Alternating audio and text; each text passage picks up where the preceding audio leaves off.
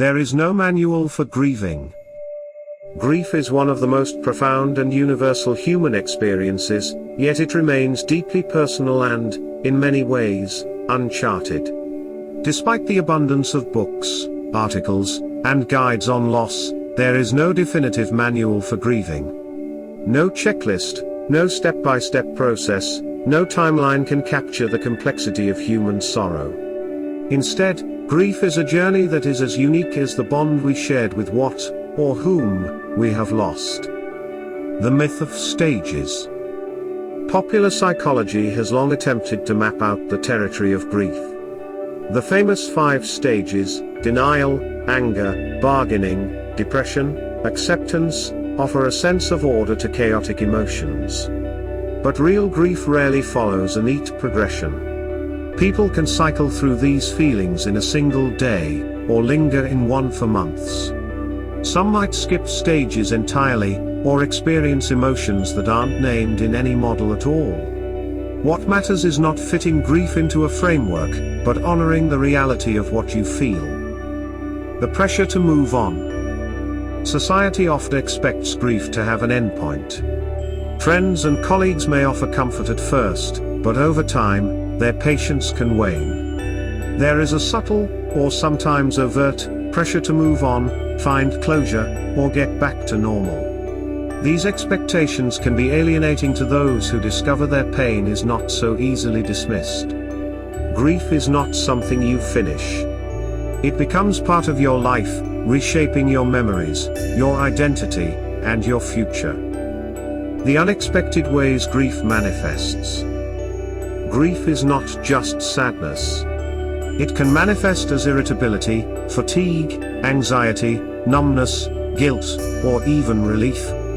Sometimes it's physical, trouble sleeping, changes in appetite, aches and pains.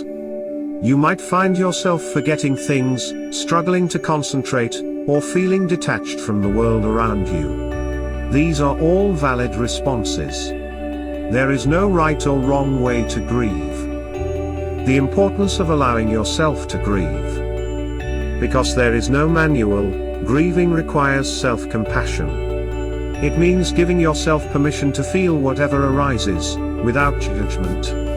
Your grief is your own, shaped by your personality, your history, and your relationship to the lost personal thing. Some people need solitude, others seek company. Some turn to ritual or religion, others find solace in creativity or nature. None of these choices are superior, they are simply different ways of carrying the weight of loss. The role of support. While grieving is intensely individual, it need not be solitary. Reaching out to friends, family, or support groups can provide comfort and perspective. Sometimes, professional help is needed. Therapists or counselors can offer a safe space for emotions that feel overwhelming or confusing. The presence of others does not diminish the uniqueness of your grief, but it can make the burden feel lighter. Finding meaning after loss. Over time, many people find that grief evolves. The acute pain of early loss may soften, making room for bittersweet memories and a new relationship with the absence.